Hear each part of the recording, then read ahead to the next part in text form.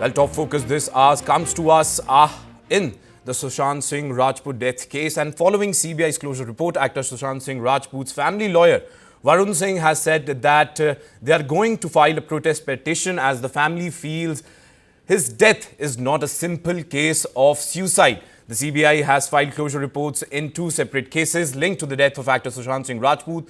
One case was based on the complaint filed by his father KK Singh, and the other was filed by actor Riya Chakrabarti against Sushant Singh Rajput's sister. The CBI absorbed all names in the two FIRs filed in the case, including actor Riya Chakrabarti, her parents, brother and Rajput's sister Priyanka, and a doctor named in the counter FIR filed by Riya, concluding that there was no involvement of these persons in the abetment of the suicide. The closure report in the actor's case, which alleged abetment to suicide and siphoning off of rupees 15 crore, was submitted before a special court in Patna. The second closure report in Riya Chakrabarti's complaint about bogus prescription allegedly given to Sushant Singh Rajput was filed in the Mumbai Special Court. She had claimed that the actor died 5 days after taking those medications. In fact, Riya Chakrabarti's brother, Shauvik Chakrabarti, reacted after clean chit given to her sister in the Sushant Singh Rajput case and of course to him as well, and shared, in fact, a post on social media saying Satyameva Jayate. In fact, at this very hour, joining us now, Varun Singh, Sushant Singh Rajput's family lawyer and Supreme Court advocate. Thank you so much, Varun, for joining us at News9. My first question straight is, on what basis are you going to file this protest petition? What exactly the family feels that was not right as per, or perhaps you were not satisfied with the closure report? So, as you know, the case when it's filed at the FIR stage, it's only an information that is being provided to the police by virtue of a complaint.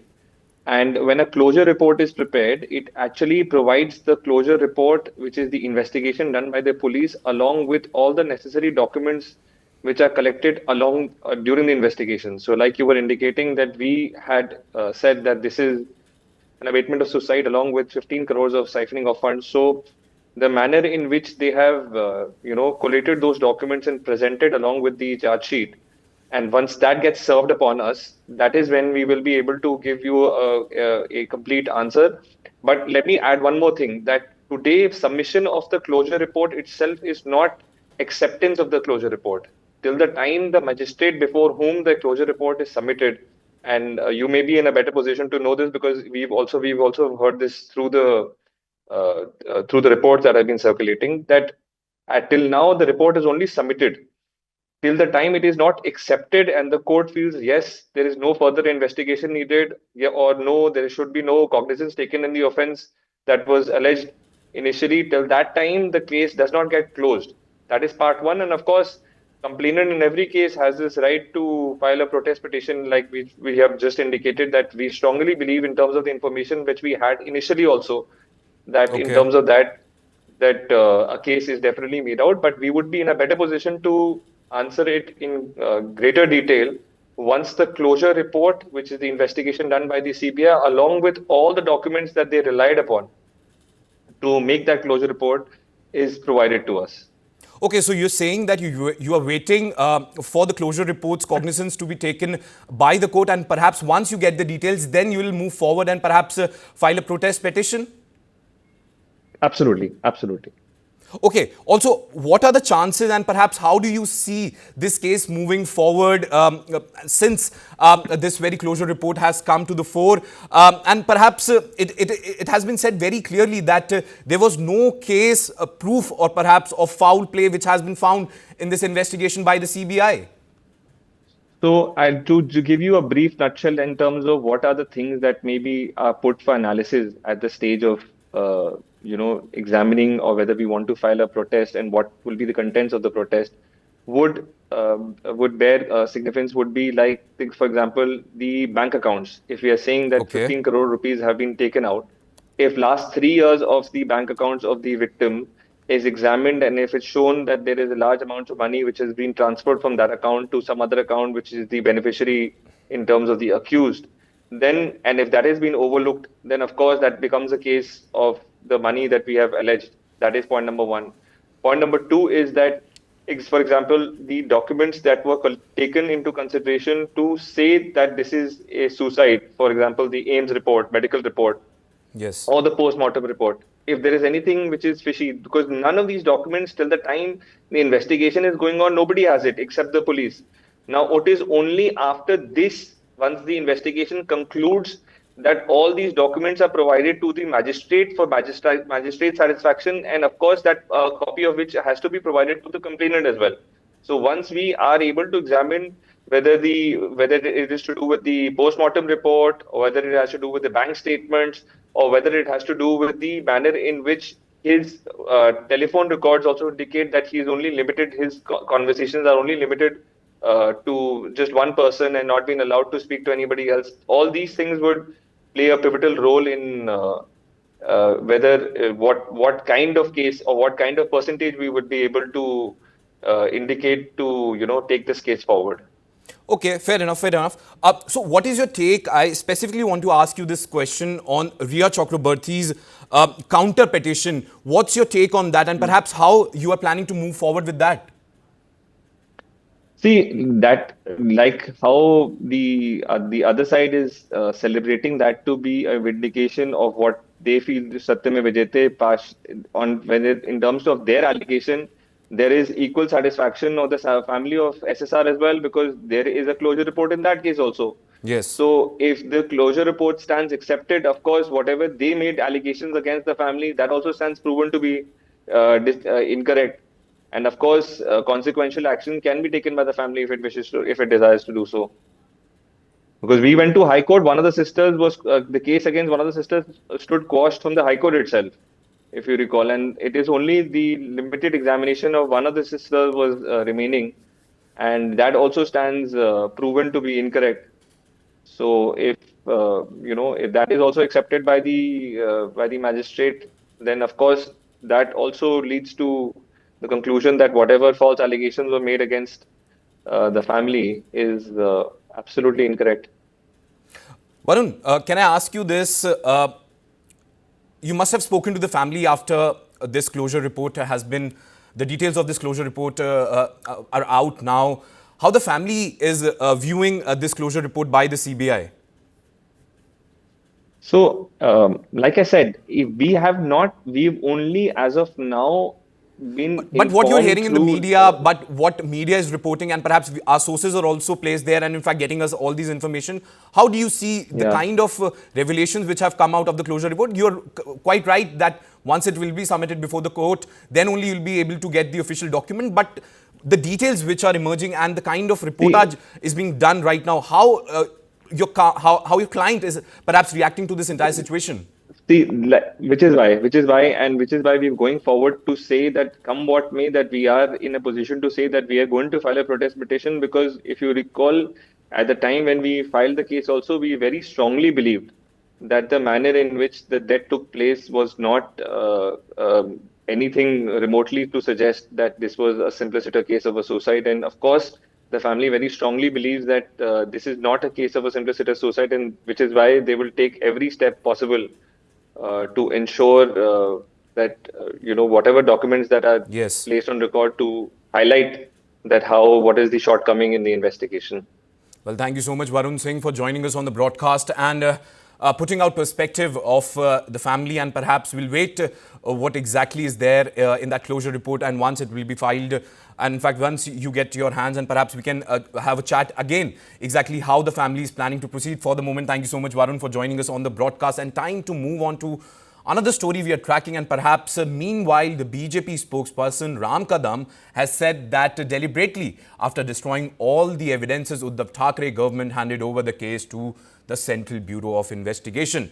If it had been handed over to the CBI before destroying the evidences, then definitely Sushant's family would have gotten justice. He questioned, who are you actually protecting? Let's listen in what Ram Kadam has to say. Sushant Singh Rajput का case जब सारा देश मांग कर रहा था कि वो केस सीबीआई को सौंपी जाए, उद्धव ठाकरे सरकार ने जानबूझ करके कोताही की। बिहार की पुलिस जब मुंबई जांच करने आई, उनको तक रोका गया। क्या कारण था? उद्धव ठाकरे सरकार को अपने लोगों को बचाने के लिए सारे सबूत मिटाए गए। यहां तक कि सुशांत का जो घर था, घर का फर्नीचर हटाया गया, घर को कलर दिया और घर मूल मालिक को लौटा दिया। जब आप सारे सबूत मिटाओगे, रिया चक्रवर्ती के साथ प्रवक्ता बन के तुम्हारे नेता खड़े होंगे, इन सारे बिंदुओं का क्या अर्थ है? क्या कारण है? क्या दिशा सालियन के पिता को लगता है कि उनकी बेटी को न्याय नहीं मिला? इन सारे मामलों के पीछे उद्धव ठाकरे सरकार और उनके करीबी लोगों को बचाने का उनका दुस्साहस, यह मूल कारण है। अगर सही समय पर केस उद्धव ठाकरे जी ने सीबीआई को सौंपा होता तो आज सुशांत के परिवार को जरूर न्याय मिलता। आज उनको यदि न्याय नहीं मिल रहा है तो उसके लिए जिम्मेदार उद्धव ठाकरे सरकार है। This follows Sushant Singh's former manager Disha Salian's father approaching the Bombay High Court with a fresh petition seeking a probe into her death. In fact, Disha, a former manager of Sushant Singh Rajput, died on June 8, 2020 after falling from a high-rise building in Mumbai. Police then registered an accidental death report in the case.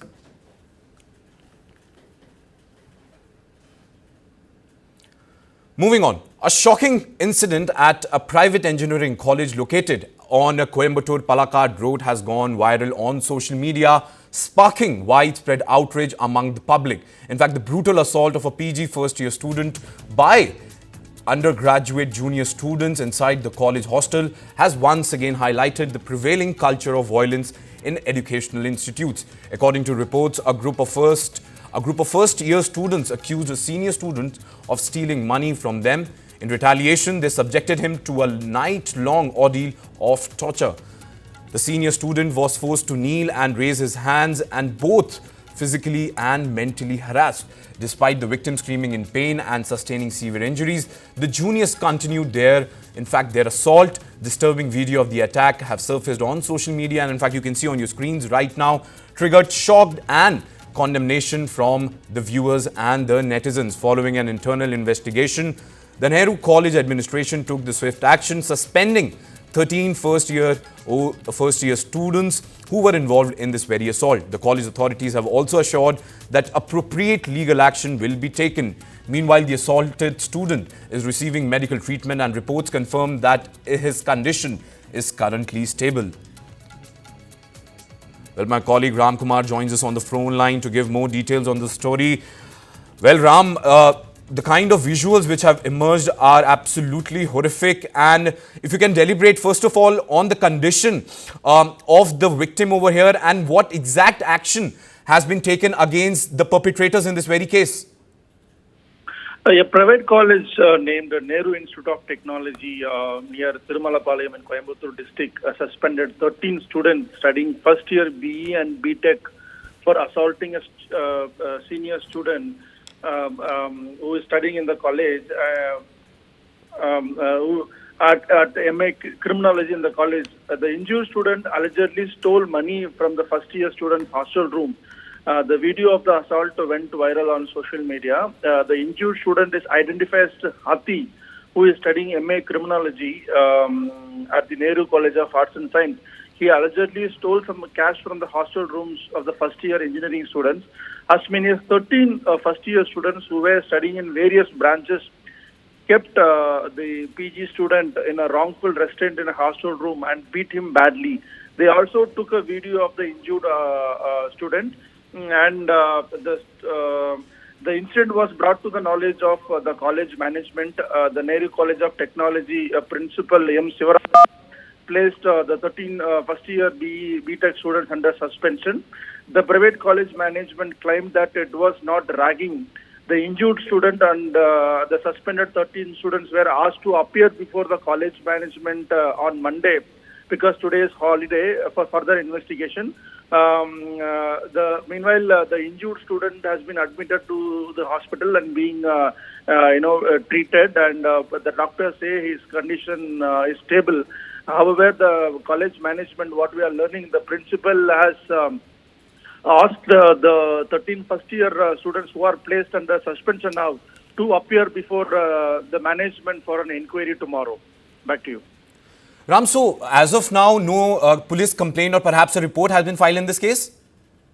What we learned so far, after the video has gone viral on social media, the police station where the college comes under their limit have taken, Soyamoto investigation based on the viral video.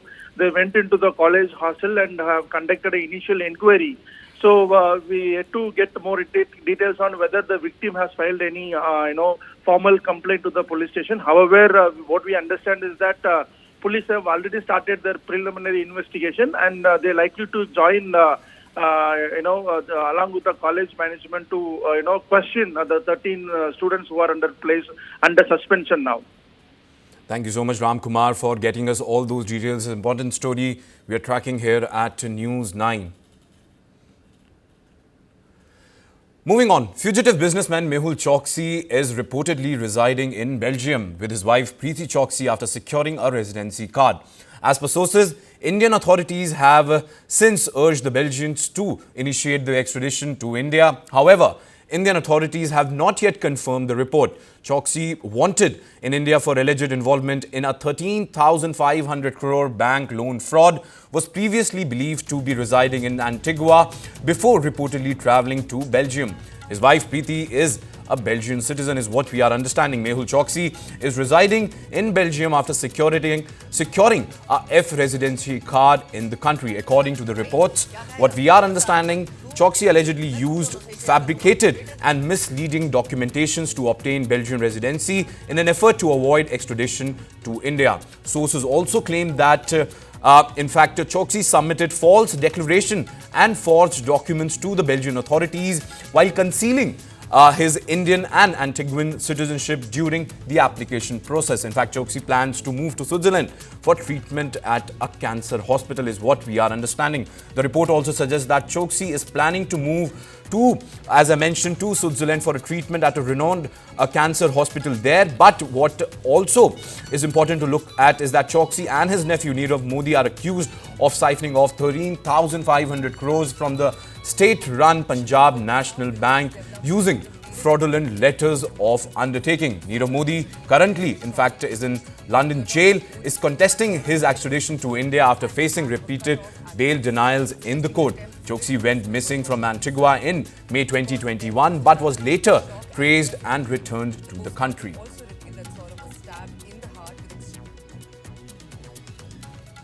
Now, another story, important story we're tracking here at News 9. In the first official confirmation that cash was found at the residence of the Delhi High Court Judge, Justice Sushant Verma, when a fire broke out there on March 14, the Supreme Court released an internal inquiry report by the High Court. In fact, in the report, Delhi High Court Chief Justice Devendra Kumar Upadhyay, in a letter dated March 21st, asked Justice Verma to account for the presence of cash in the room located in his official bungalow. The Supreme Court also uploaded videos and photographs which Delhi Police Commissioner Sanjay Arora shared with the Chief Justice of the Delhi High Court, Mr. Upadhyay. Justice Upadhyay, the images and the videos show a fireman pulling out half-burned wads of cash in a plastic bags. In fact, what we are also understanding, Justice Verma, in his official response to the Chief Justice Upadhyay, has denied these allegations. He said, and in fact, that I would bear in consideration that no currency was recovered from the premises that we actually occupy and use as a family. The report was released hours after Chief Justice of India Sanjeev Khanna constituted a 3-member committee to probe the allegations against SC Judge. A release from Supreme Court said that the Delhi High Court Chief Justice for the time being has been asked to not assign perhaps any judicial work to Justice Verma. In fact, after this report, also when we got hands on this report, we also got a response from Justice Verma. In fact, in this very key report, the finding states that no evidence of forced entry was also found in the storeroom. Exactly the details, what we are gathering at this given juncture, storeroom was used to store household item, and in fact, a claim which has been made by Justice Verma as well. In fact, storeroom was accessible to domestic staff, gardeners and CPWD workers. In fact, these are one of the points which had been put forward in his defense by Justice Verma. And in fact, he said that upon the searching post the fire, they didn't find any of the cash, wands, or perhaps the piles of cash which were seen in the video. And perhaps today, what we are understanding, some debris and burned notes were found near the residence of Justice Verma.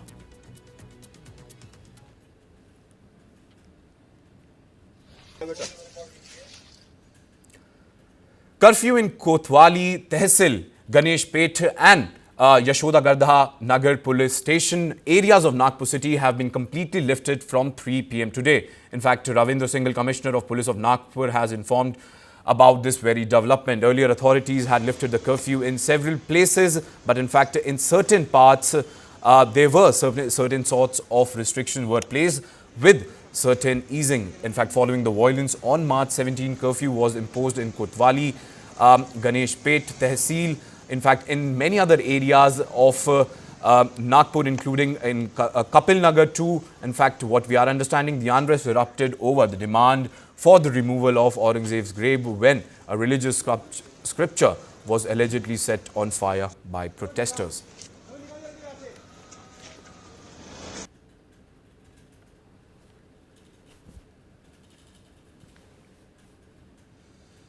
From a small village in Haryana to elite football fields of Austria, Priya's journey is nothing short of inspiring. In a place where dreams often take a backseat to reality, she dared to believe. And now, as part of News9's hunt for Indian tigers and tigresses, she's set to train with some of the world's best. In fact, there in Austria. Here's the story.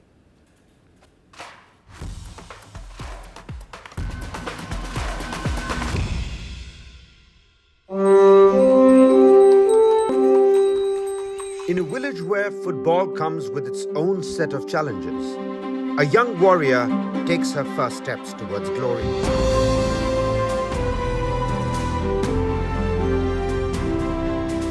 Priya found her passion before she even understood its power. Football wasn't just a game, it was her dream, her destiny. But in a world where opportunities are rare, Priya had to carve her own path. One goal, one victory at a time. हमको तो पता ही नहीं था, दिल्ली का ही नहीं पता था कहाँ जाना कहाँ नहीं। बाहर जाने को तो बहुत ही खुश हैं। हम बहुत खुश हैं जी।